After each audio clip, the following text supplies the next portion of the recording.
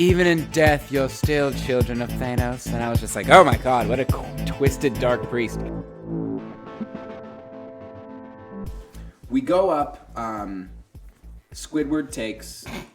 We can't stop. I'm never going to get used to that. It's so funny. His real name's like Alpha Matter or something like what that. Is it?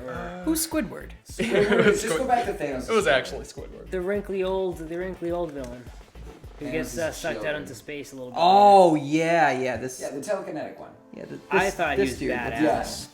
That was one of my favorites. The Black Order. What are their names?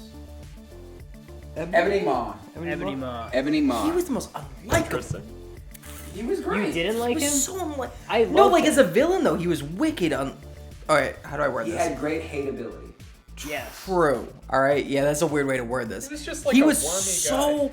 Well, so was Thanos. Like Thanos was so unlikable, but like I mean that as such a compliment. Oh, I loved Thanos. That's what I mean. But he was a hero you wanted dead. I mean, a villain you wanted dead so quickly. Thanos, you think?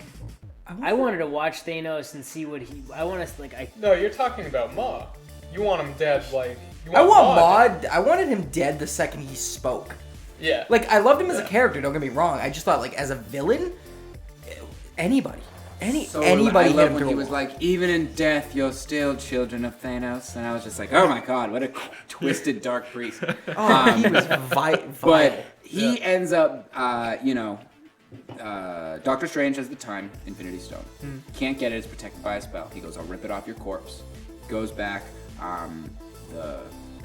his cloak tries saving him.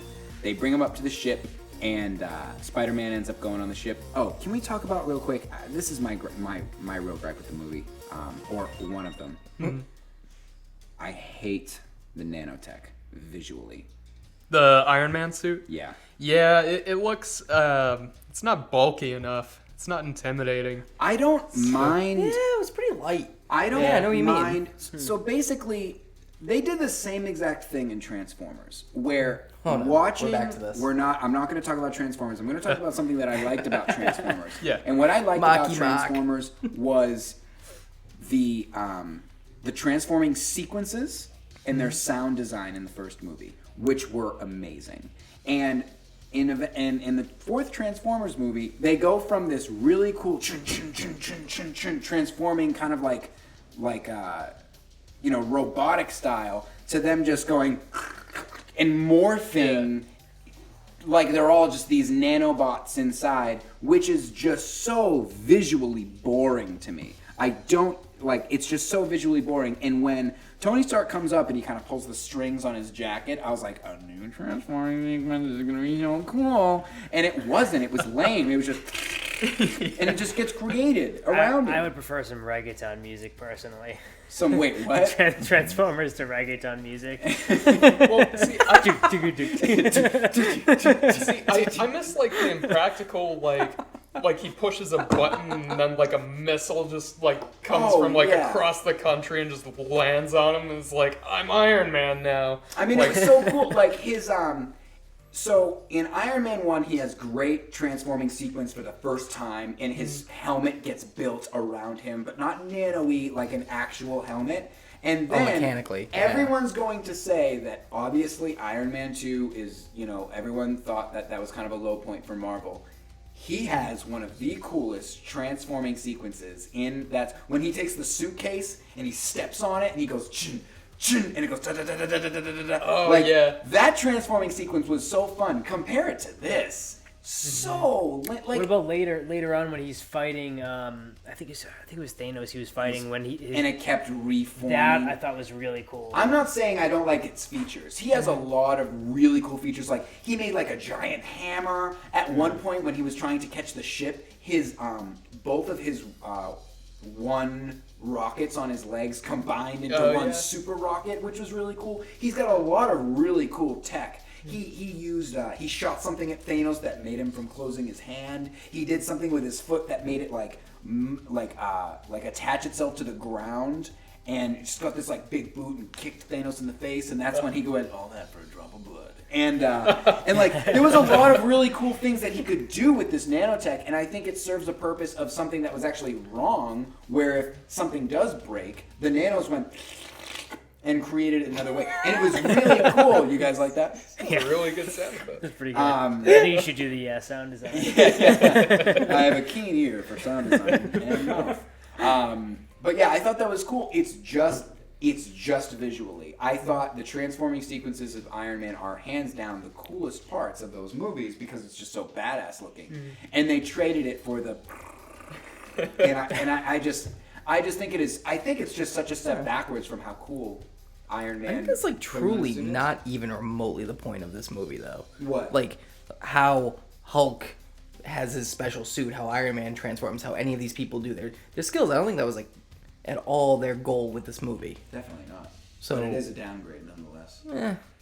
I don't think it's a downgrade because I don't think it's what our eyes were keen to looking at. It's what you were. He's seen all the movies, so he's naturally going to have. I guess it's fair, but he might be the only one that might think that way. No. Me and every other Marvel fanboy ever. Really? So which is 90%. I truly haven't seen that gripe anywhere. I get the same way about X-Men.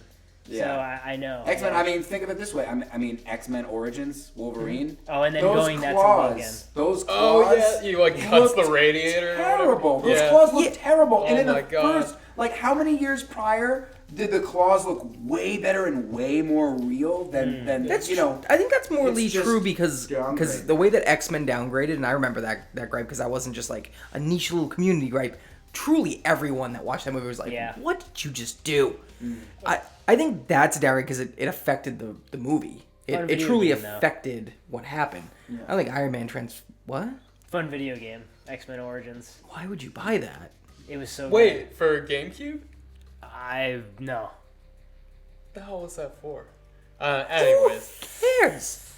I don't know. This is kind of important to me. I'll look it up later. And I also die alone on that hill. I also think that Iron Man, the nanotech, it was the fakest looking Iron Man we've ever seen. Well, he was clearly not there. He was CGI.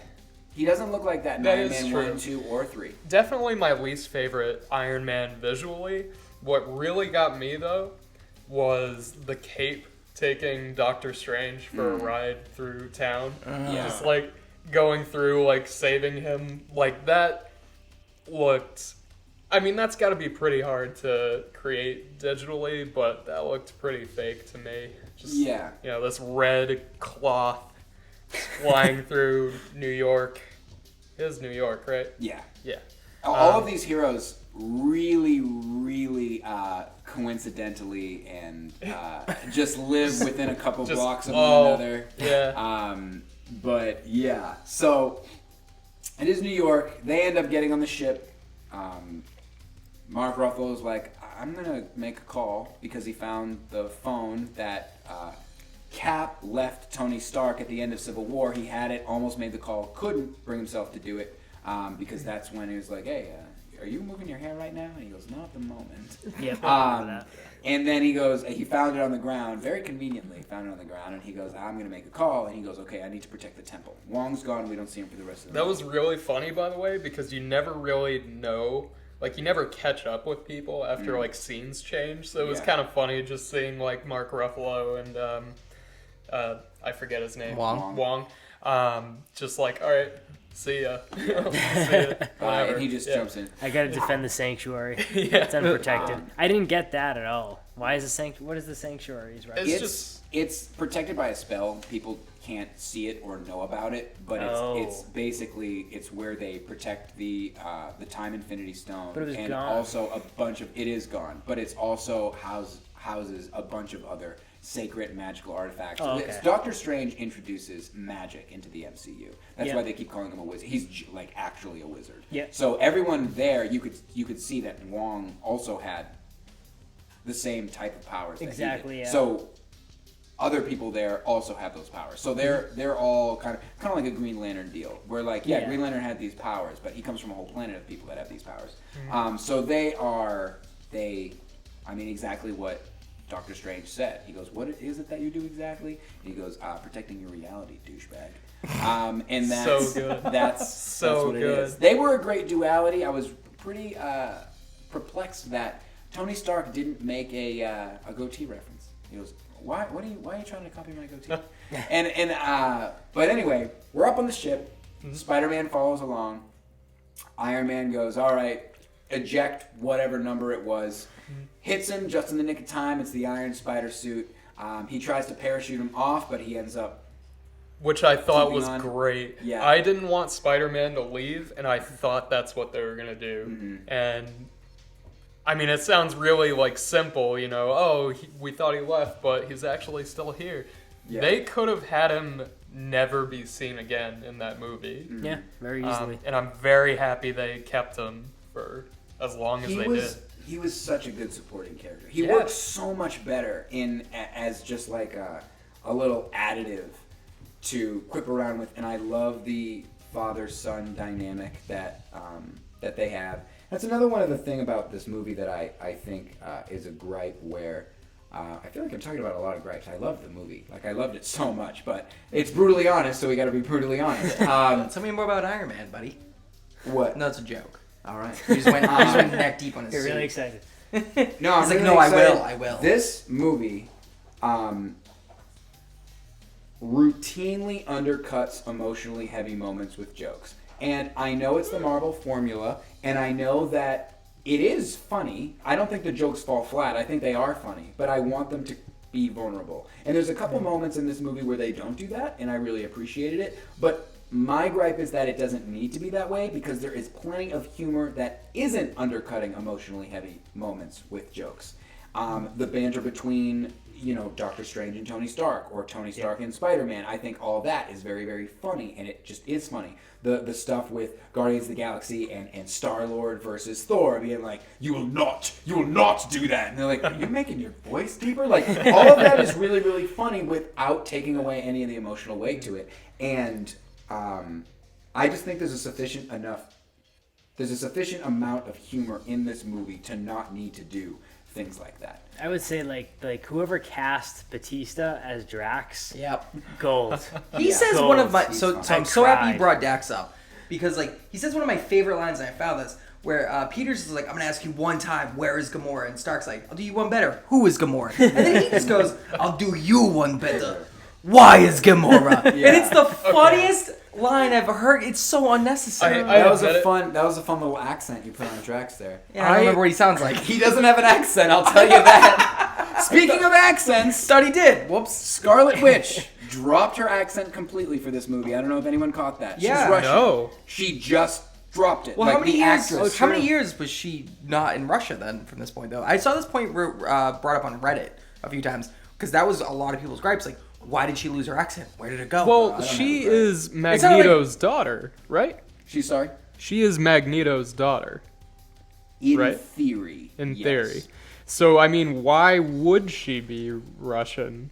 Well, from the I first guess. place, established have in an Age accent. of Ultron Russian accent. She was a huge part of Civil War Russian accent. And people could be like, yeah, she could have lost her Russian accent. I'm like, yeah, she was in Scotland for 3 years. Why is she not talking like this? Like, you know what I mean? Like, she hasn't been in America. She's been with Vision for a couple of years in Scotland. So, Which, what a baby. Vision is such a baby in this do you mean? movie. I don't know who Vision is actually. He's the guy with the... no, No, he I know. knows who I he don't is. know who. I don't know. oh, who- you didn't see Age of Ultron. Oh, Right. he's... Jesus Christ, man. He's Jarvis, basically. Yeah. You remember Jarvis? Inside Tony's suit? He's like, Jarvis, Tony. Yeah, He was the yeah. one who talked to him. He's like a personified version of Jarvis, Okay. Ultron, and the Mind Stone. Okay. What was I angry about? Oh, yeah, Vision was, like, borderline useless in this movie. I mean, Yeah. I guess. I feel like Scarlet Witch was just saving him, like, left and right, and, you know... Well, I feel like he got injured, like, almost fatally within the first seconds of him being in that movie. And then it happens again. Like, we're not really there yet, He but... gets stabbed like 8 times in the movie. Yeah, Yeah. I feel like he's just never up to his full potential, just because from the very get-go. If you haven't seen have you seen Civil War? No. Okay.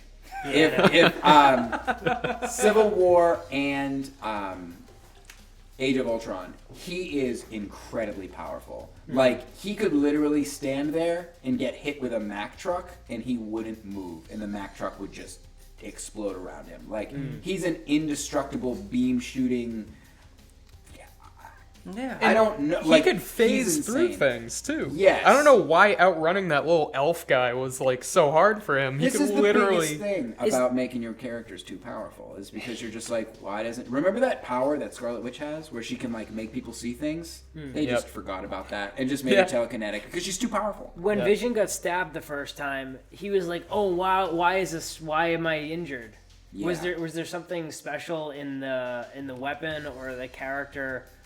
Yeah, that- he said, I want to say, this isn't supposed to be possible. He did say something like Yeah. that. Now that you bring it up, I don't think they ever alluded to a reason as to why these spears were so powerful. Yeah, they never went into it. But I think the idea was that there is something there, but they never told us. Yeah. That is one flaw that I was Oh, like, I just didn't they get. did mention that he was learning more about being human and like I mean, kind it of was evident yeah because he was human. He has looking. skin and He has never looked like that in any other movie. yeah. Being an actual human. Yeah. He's So- always looked the way Vision looks. Do you Maybe think in maybe he some was caught off guard, he I might have think been he was definitely caught off guard. like while he was human, and maybe that had something to do with it. maybe That makes he's sense. in some weird way starting to feel pain. I guess maybe because he's Can I around. get really soft? Oh. Yes. He's becoming more human because he's falling in love. He doesn't No, wear that's that. lame. That's lame. Well, they alluded to it in Civil War when they were like, he was like, I became distracted. He goes, No, I didn't yeah. know that was possible. And then it's just like he's falling in love with Scarlet Witch. And then here it even, I mean, they even symbolically tell you he's becoming more human because he's involved inside of a human relationship, feeling human emotions. Yeah. Yeah. He also specifically says, I forget her lines, but he says to Scarlet, he's like, "You could never hurt me. I only feel you." And it's just like, oh boy, rip. Rip. Foreshadow of this guy's fading death. Yeah. He was doomed from the start. So on the ship, yeah. on the ship we have Spider-Man makes his appearance. He Alien Tony reference. Stark goes, wow, you are one loyal piece of fabric. And Spider-Man goes, speaking of loyal, and he goes, what are you doing here? And they get in this great little, he's like, it's your fault that I'm here because the suit's so intuitive. And he goes, oh no, I take that back. I'm sorry. And it's so great. And then he's like, well, what's the plan? And he goes, okay, have you seen that really old movie, Alien? And That was beautiful. They do the same. Oh. Oh, that's funny. I like that you guys disagree on that. Ouch. But yeah, go ahead, Evan. Oh no, I liked it, and I liked it furthermore when Mantis comes in and he's like, "Don't lay your eggs inside me." Yeah. please. I think it's great. He's a nerd.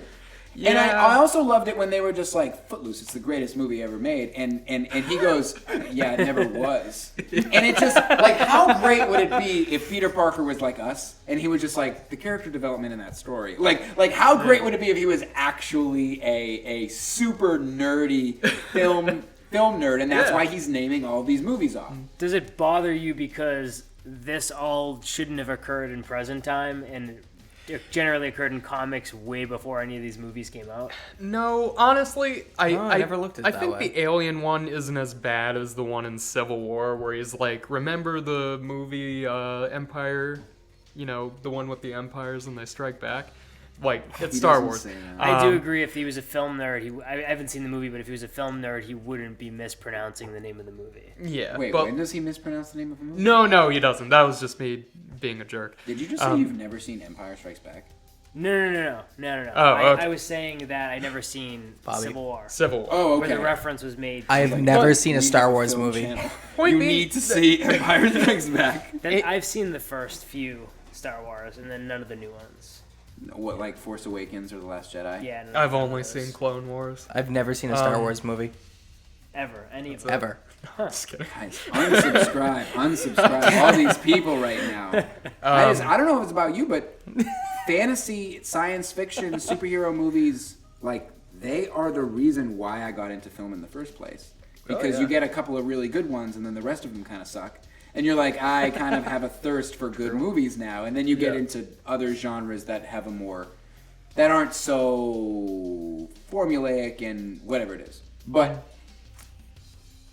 they free Doctor Strange after he was being tortured with icicles. Needles, yeah. Yeah, that was fun. Surgical Acupuncture. Like he referred to them as like surgical. They can cut with surgical precision or something like that. They're used for surgical precision. I thought it was I don't know why. Visually, I thought it was cool, like all crystal around him. I thought it was neat. Yeah. And then they have this great, again, just funny dialogue, not undercutting certain moments. They have this great dialogue, and he's like, "I'm sorry, I'm confused as to the relationship here. Is he your ward?" And I was like, "This is really good right now." And Spider-Man goes, "Hi, I'm Peter, by the way." And he goes, "Doctor Strange." He goes, "Oh, we're using made-up names." I'm Spider-Man then. And I was just beautiful. like, oh my god, this is so good. And Yeah. I saw it with my girlfriend, and my girlfriend was dying at that part. She really liked Spider-Man's her favorite. And then you get this great moment, and he was like, "I just saved your magical ass." And he was like, "What, by almost, letting me drown into space?" And he goes, "I really don't know how you fit your head into that suit." And I was like, this is just a great, like, quippy back and forth thing, because it's true to both of their characters. Well, yeah, it's great because, on the outside, Doctor Strange is just kind of like this stern rock person who's really responsible. He has a lot of, things he needs to take care of. But, he calls Tony Stark a douchebag. And, it kind of reminds you that he's, like, human, too.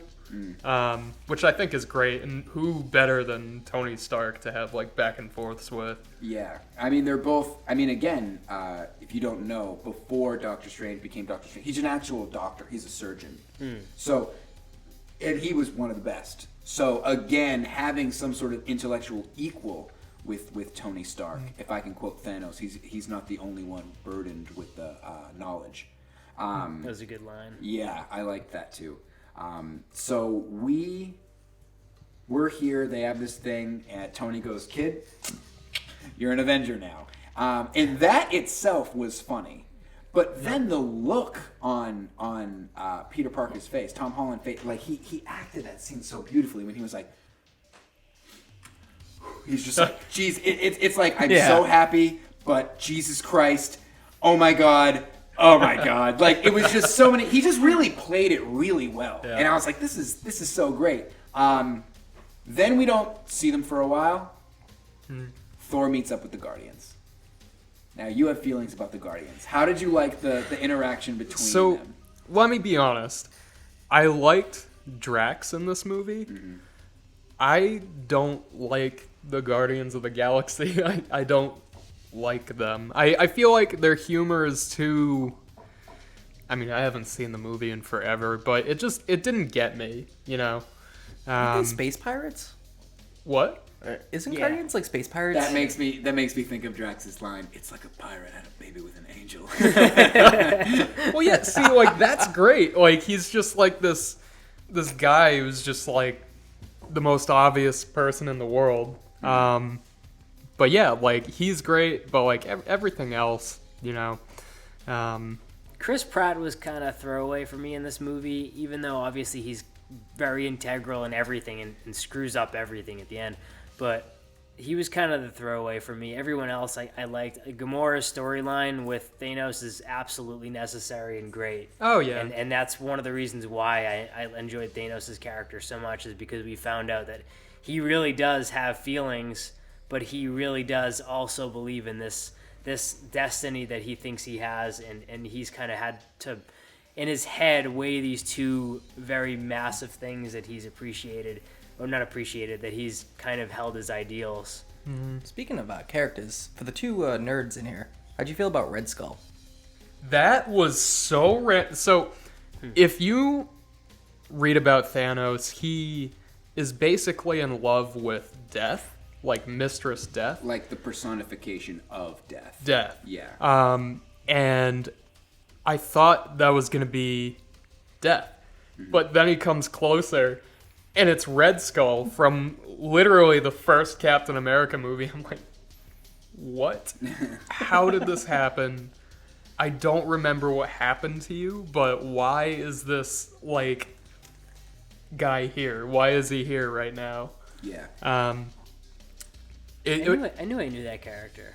He was from the first Avenger, the first Captain America movie. He was the one. He was like the Nazi leader. Yeah. And Hydra. he looked normal for most of the movie, and then he ripped his face off, and he was Red Skull.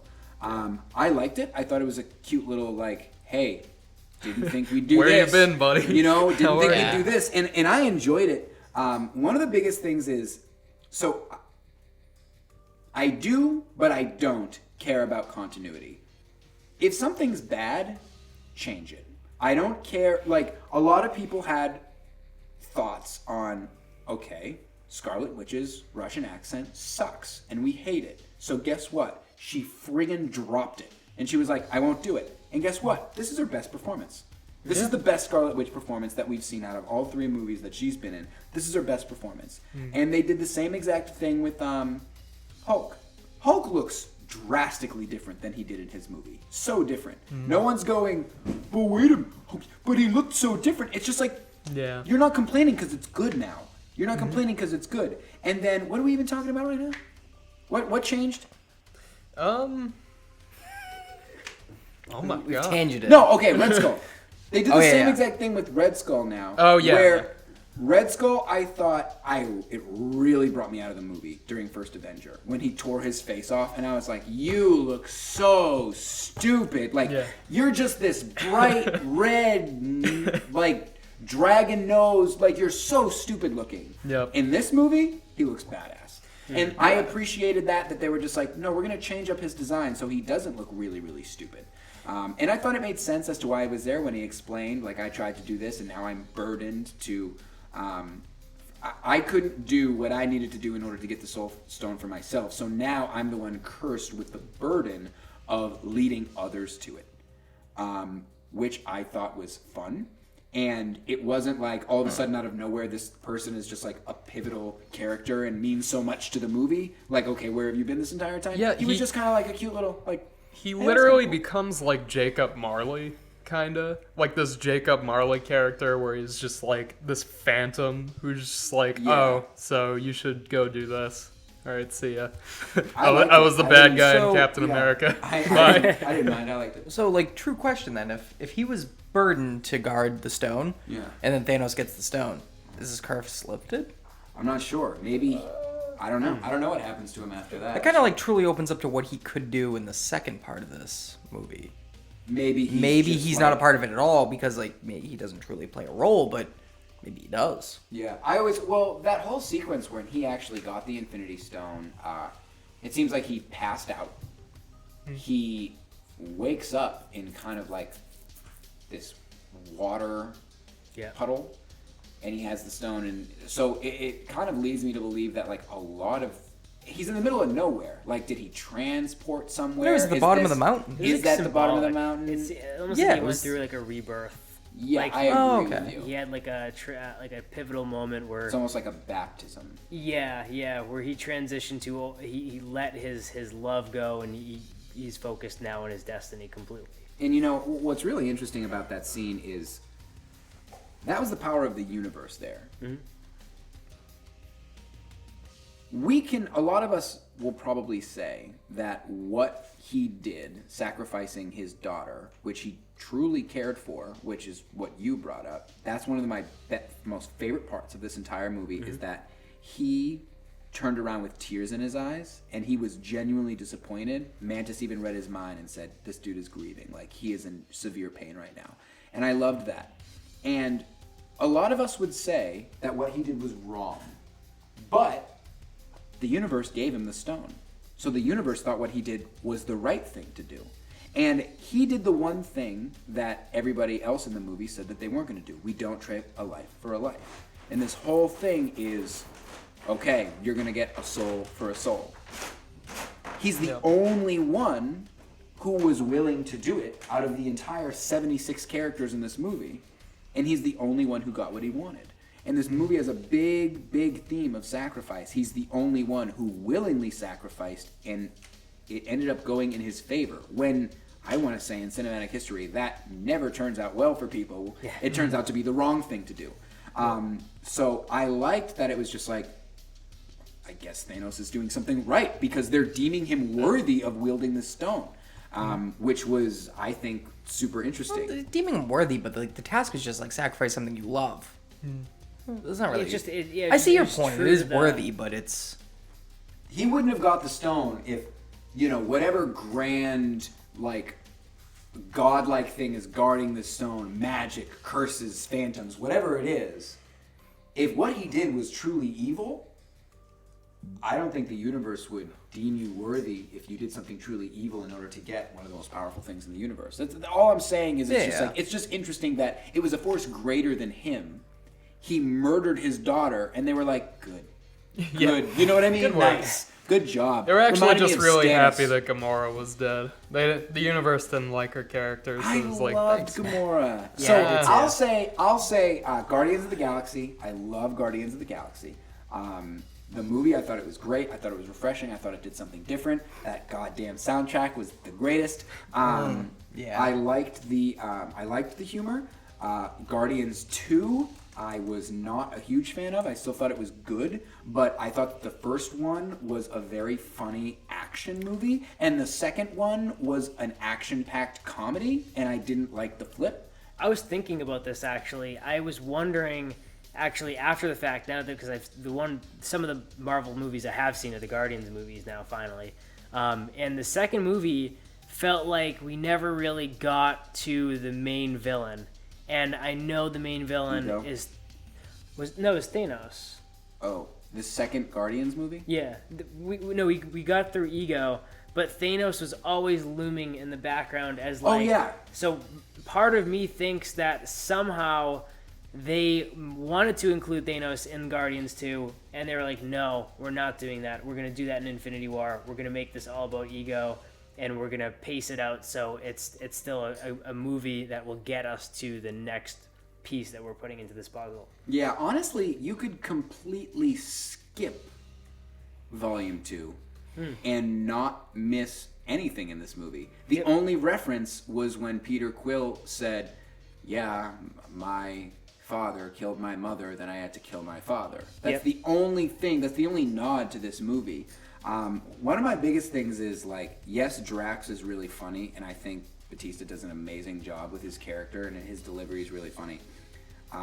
But there was a reason he was funny in the first Guardians movie, and the reason was he came from a species that was completely literal, that didn't understand metaphoric language. So when he did this thing where it was just like, anything goes over his head, and he goes, nothing goes over my head. My reflexes are too fast, and I will catch it. And he goes, oh, and that's when you do this. He goes, why would I put my finger across my throat? And I'm just like, you're so funny for a reason. You don't understand metaphoric language. Yeah. Now, that is completely forgotten. It's out the window.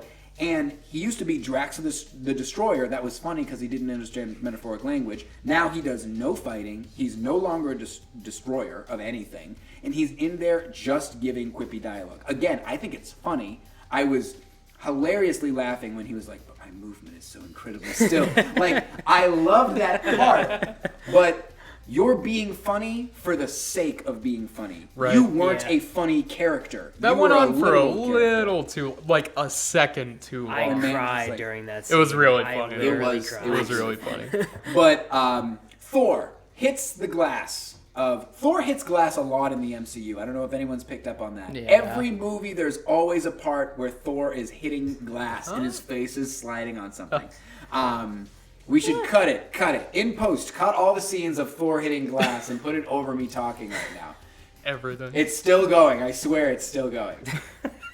Okay. So, there's a lot of them. So,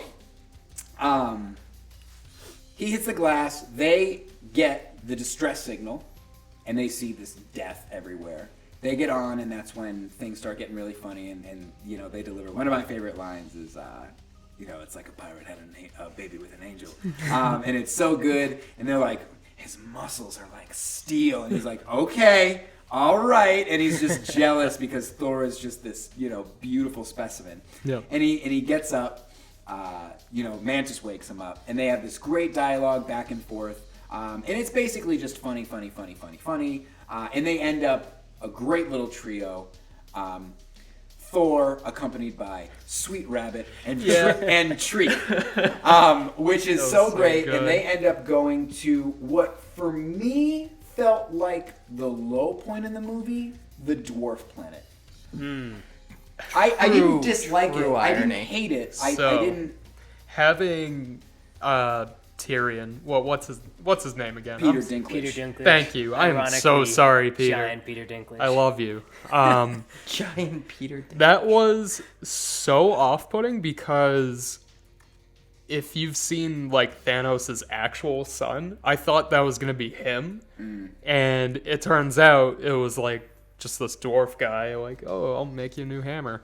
So I thought they were gonna introduce this whole new character, but it just threw me off that much more. Like, it did seem a little forced. It seemed a little bit. It seemed a little forced. It Like seemed contrived. Yeah, it seemed like, all right, Thor's got to get his hammer, so we're going to go to the dwarf planet, and we're going to outline all of this dialogue from Peter Dinklage, who's going to tell us exactly what happened, exactly what we need to do, and then they do it.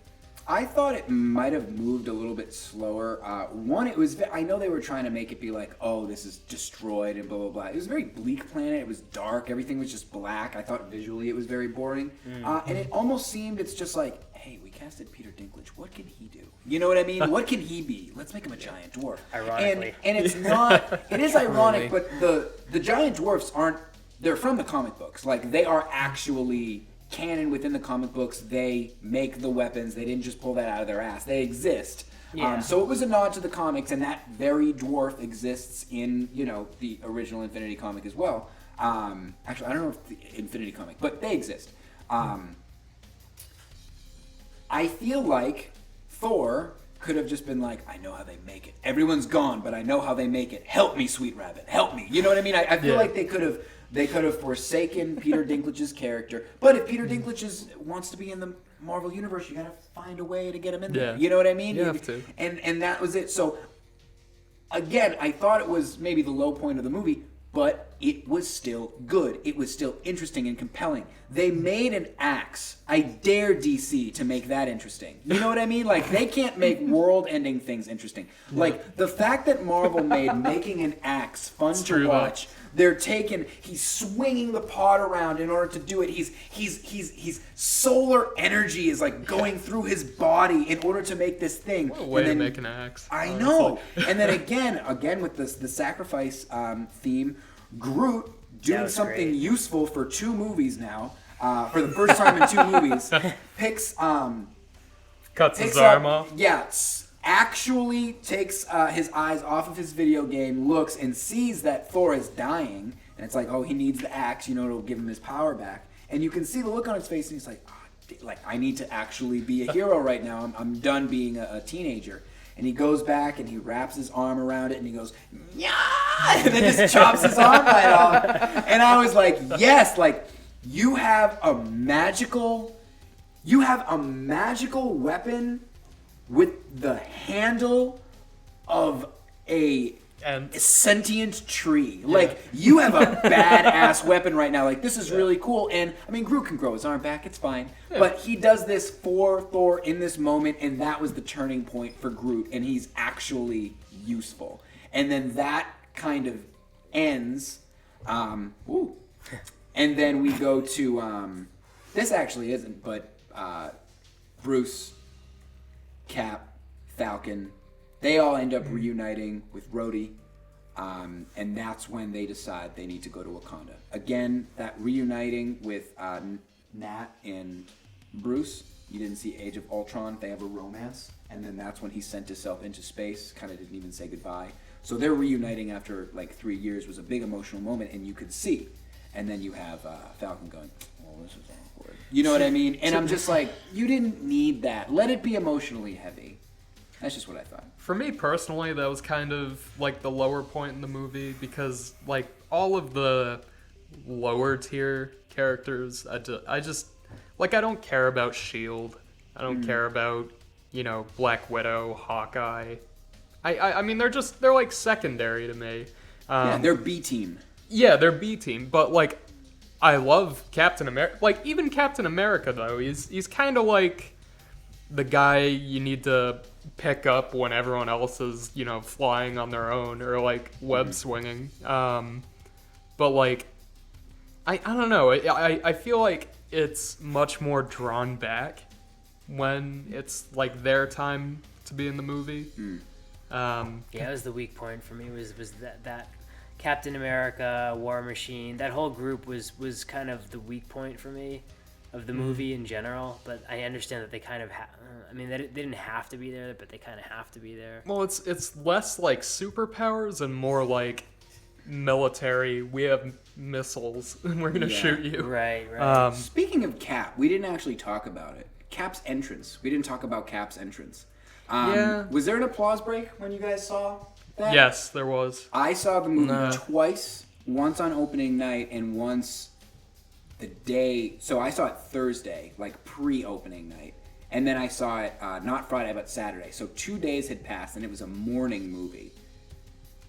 It was still a packed theater. It was still an applause break at Captain. Okay. Captain I was gonna Marvel. say if there was no applause, that would be super awkward because like he came out of like the black backdrop, just like I'm here. So like if nobody did anything, that would have been really weird. Yeah. It's like No one did anything, right? Nothing. You guys didn't have like a super interactive crowd, huh? No, I had a few really? people napping immediately next to me. That's so sad. That is sad. But That's so I sad. had Truly so annoying. my first screening was IMAX. It was 3D. It was the big see it again. spectacle. Must've been awesome. I'm definitely gonna see it. That's a why third they time. cheered.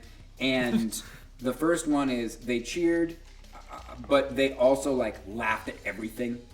And I could tell they were all a really nerdy bunch. Any nod to the comic books, people were like, you know what I mean? I could hear the oohs and ahs and the murmurs but my second screening, still a packed theater.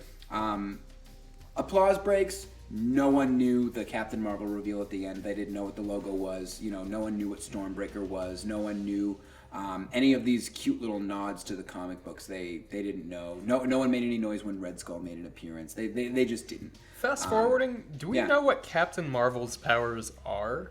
In the MCU, no. Because my understanding, Non-binary.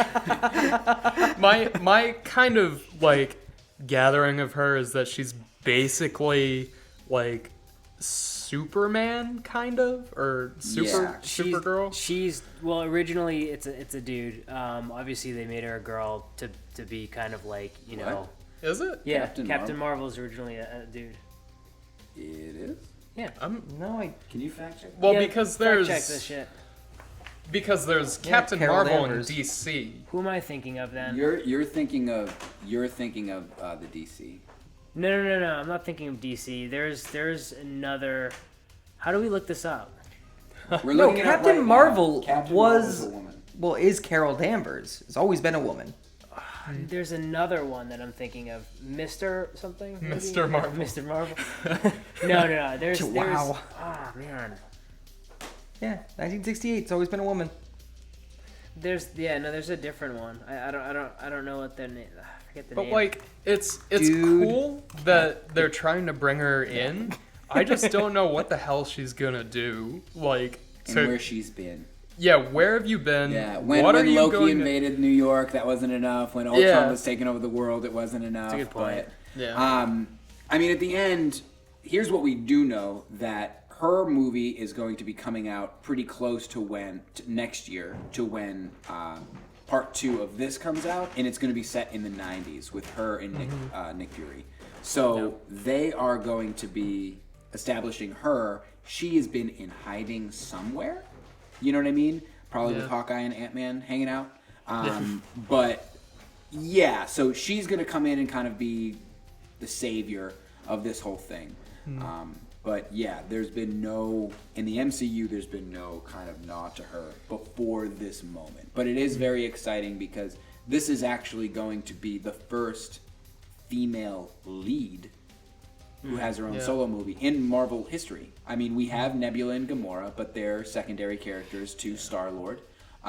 You have, Maria Hill, but she's separate, a secondary character. You have Black Widow, never has had her own independent movie. Valkyrie, she's thrown to the side. Literally all the female characters inside of, they're all B characters. So this is going to be our first. I mean, this is Wonder Woman for the Marvel Universe, which is going to be. I mean, I imagine that it's going to have a very similar effect that Black Panther did for like the Black community. And this is, it's a great representation of being like, hey, a girl's going to come in here, kick ass, and save the day, which I think is cool. It's way better than introducing characters like when Jane Foster becomes Thor, and I forget her name, but Iron Man becomes a woman. Yeah, Spider-Man.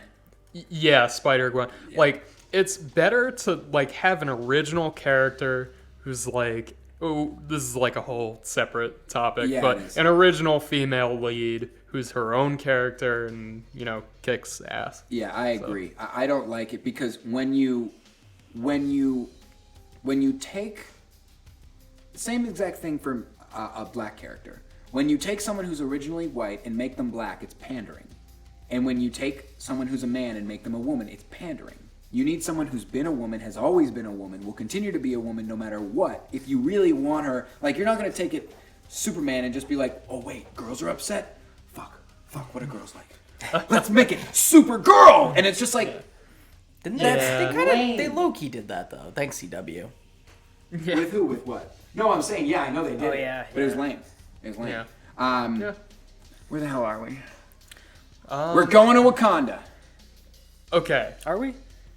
Probably Yeah. not. We should probably but just get to Wakanda. There's a it's lot. been Yeah, we're There's going so much. 3-hour movie of just Yeah. total exposition just over and over and over and over again. So we're let's just- we're going to Wakanda. Yes. And Sherry, who is a super genius, T'Challa's sister, is just like, why didn't you just do this, dummy? And she's like, and they're like, Oh, and we Ruffalo's just didn't- like, we didn't think of that.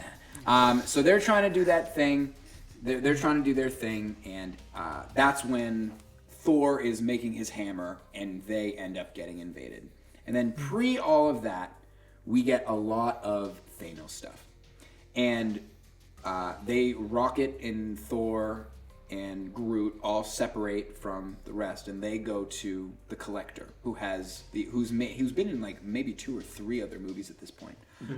They go there to get the stone. Everything that they experience is a ruse. Yep. He tries to murder, and I was just like, oh my god, he actually killed him.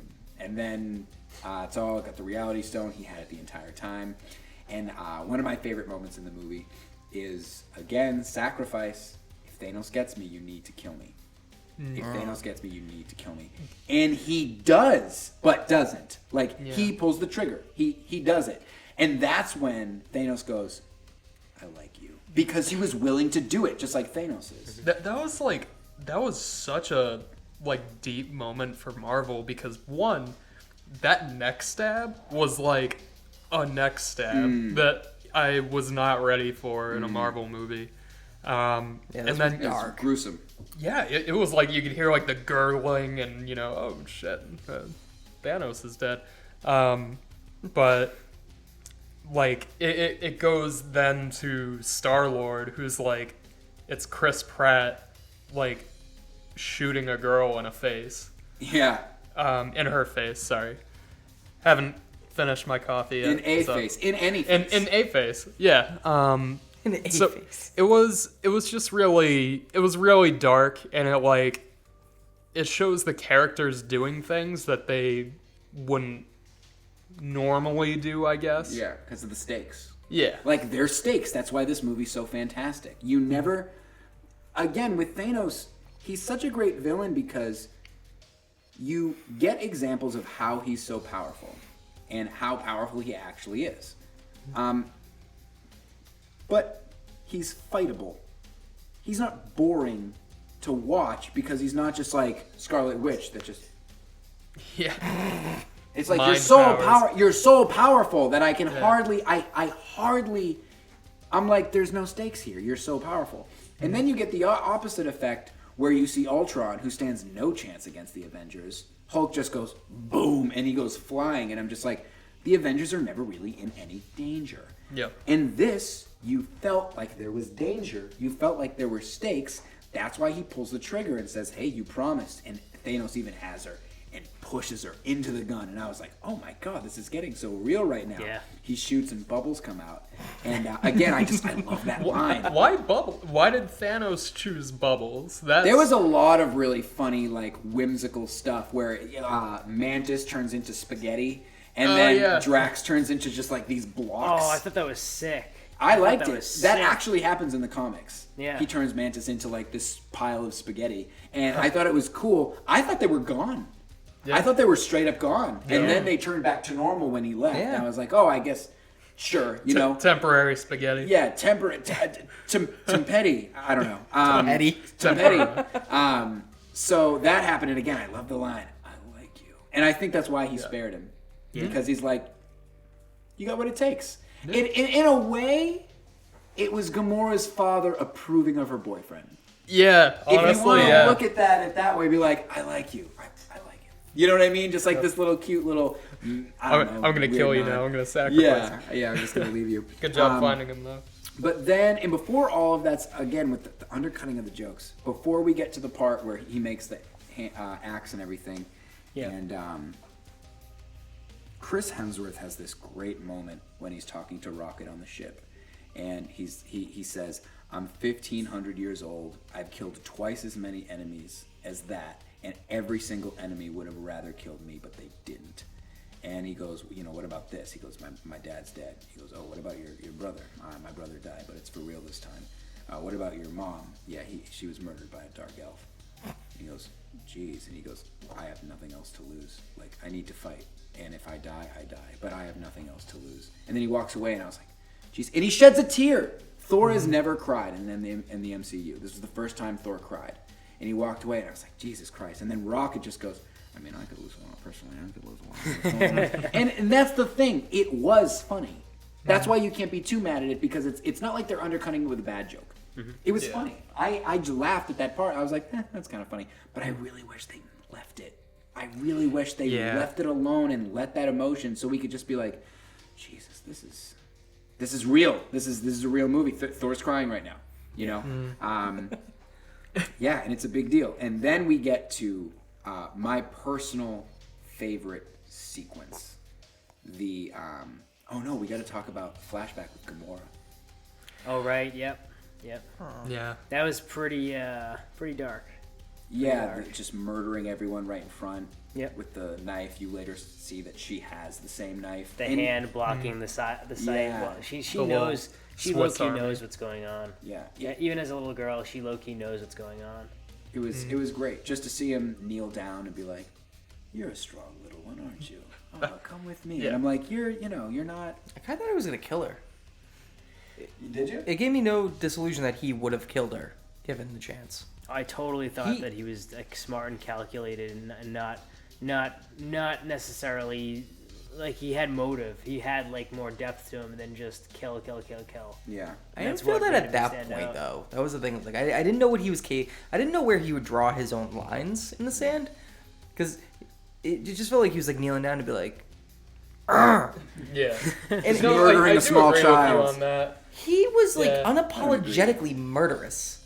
Yeah, like So a kid. At all. Yeah, I don't know. I didn't get that from him. I think that's a completely unfounded criticism. He continuously spares Yeah, well, lives. no, in the movie. He's doing this for humanity. He actually So he believes thinks, yeah. he's doing this, and he's talking to Gamora. He's like, "This is finite. That is finite. Like, do you know what your home world is like now? It's a paradise. Children know nothing but beautiful skies and full bellies their entire life. And when I met it, it was nothing but extinction. It was on the brink of extinction, and I'm the one who solved it." And that's when she's like, you murder and you call it mercy. Did you watch Death Note? no. It reminds anyone who's watched Death Note. It reminds me of this morally gray being. So essentially, it's this guy who has the power to kill anyone he wants by writing their name in a book, and Oh yeah. and he's just going to kill all the criminals that are documented in the world. Starts killing them off one by one, and the world ends up becoming a better place because of it. But then there's another team of people that's just like, you're not a good person. You're actually just the biggest mass murderer in history, Yeah. and you need to be stopped. Even though what he was doing actually had a positive influence. Okay, Yeah. I'll take it this way. Does anyone here watch Rick and Morty?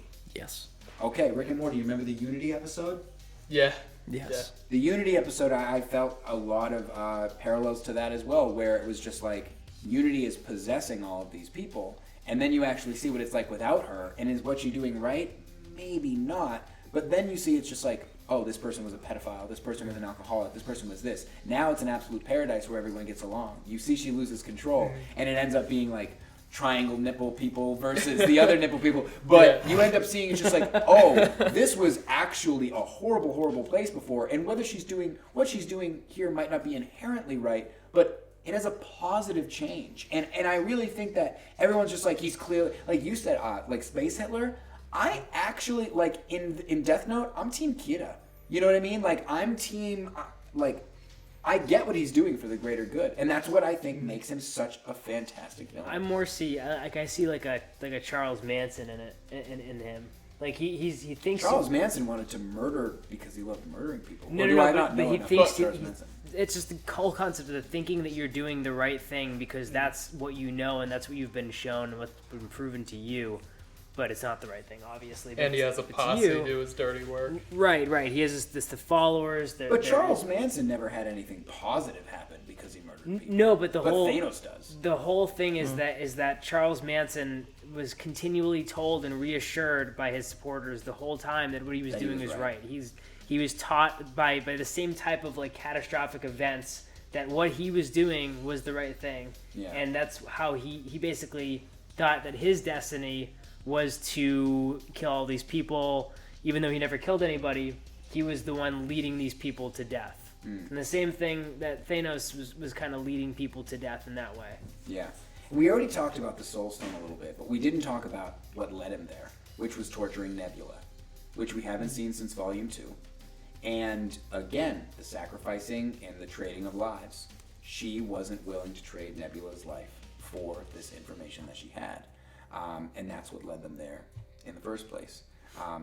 So that's all the Thanos stuff, and I love that most of the time. So I think that this was Thanos was the main character. Yeah. Thanos. This was why he was so great. Was not only was he the main character, but he got a small fight scene at the beginning, a big fight scene at the end, and everything else was dialogue. Yep. And it was good. Yeah. Good dialogue. And they picked the right person for that role. Oh my Josh God, Brolin he was did so good. Great job. And I know we touched on it before. Gotta give it up to that motion capture. It looked so great. Thanos looked amazing. Yeah. Mm-hmm. Thanos was so cool. At no point in the entire movie did I think I was watching a special effect. I knew the entire time I was just like, oh, that's Thanos. I wasn't just like, oh, CGI, like I am with Iron Man's suit or Spider-Man's suit, you know? Ooh, another gripe. Thanos didn't smile as much as I wanted him to. Like, you know, like in the comics when he smiles and it's like insane and, you know, he's... Jokerish. Yeah, very like Jokerish smile. But that would take away from the humanity, not the humanity, but that would take away from the, like that would make him into every other villain. You know what I mean? I feel like the insane smile would make him it would make him less complex. Yeah. He had his smile at the end. At the end, it focused in on his face, and he was the end, and it even had Thanos will return, just like it did for all of the heroes, which I think is so cool. You all right over there? Yeah. Truthfully, can't feel my feet no more. Nice. But he had a genuine smile. He wasn't like the universe is mine now. Yeah, it wasn't a Joker smile. It was like he said that when Doctor Strange met him on, I forget what planet it was. It was Titan, actually. They were on Titan because he was talking about, this used to be my world and it was a paradise and now this happened, and that is what motivated him to be like, hey, I need to do this for the rest of the universe. He even said in that moment, he goes, I do this, and then Doctor Strange goes, then what? And he goes, and then I rest and watch the sun rise on a beautiful day. A well-balanced thing. And that's exactly what he did. Like, that's exactly what he did. And Have a well-balanced breakfast. Yeah. Just some Cheerios and an orange with a glass of milk. But yeah, and that was that. Led them to the Soul Stone, and that brings them to, the Guardians meet up. The Guardians meet up with Iron Man, Doctor Strange, and Spider-Man. Mm-hmm. And they have this really fun fighting sequence. Yep. Yeah. And they're like, who are you? Wait, who are you? And then they have this like confusing fun thing. And it was really fun to see that Star-Lord, who seems to pale in comparison to Iron Man, was actually able to kind of just like be somewhat of a match for him. I think it was more like the shock factor that, you know, like he didn't really like know what he was getting into. He just kind of like blindly rushed into Iron Man, I guess. But, yeah. I liked it. I liked the whole Yeah, sequence. I yeah. thought it was a lot of fun. Well, you could tell he's like angry because he doesn't know what's happened to Gamora, and Yeah. you know, he's kind of in overdrive Chris Pratt mode. Yeah. So That's when your favorite line came in. Please don't lay your eggs in me. Yeah. Oh, yeah. And that's the whole thing. Then they end up working together. They get together on Titan. Yeah.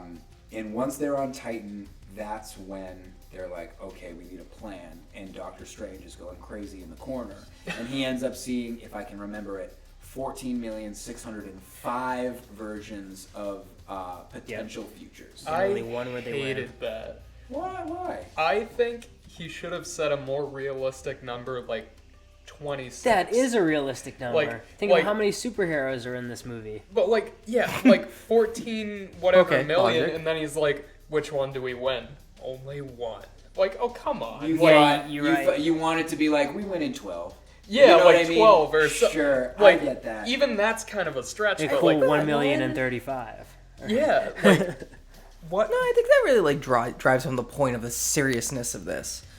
Yeah, Like, but, yes, like- I see your point. Like from a comedic point of view, like that's just really outlandish. Like 1 to 14 million, really? Yeah. But truly, 14,605. okay, calm down, buddy. Damn. How do you I don't even remember want to that? fact check your correctness on I this. saw it twice.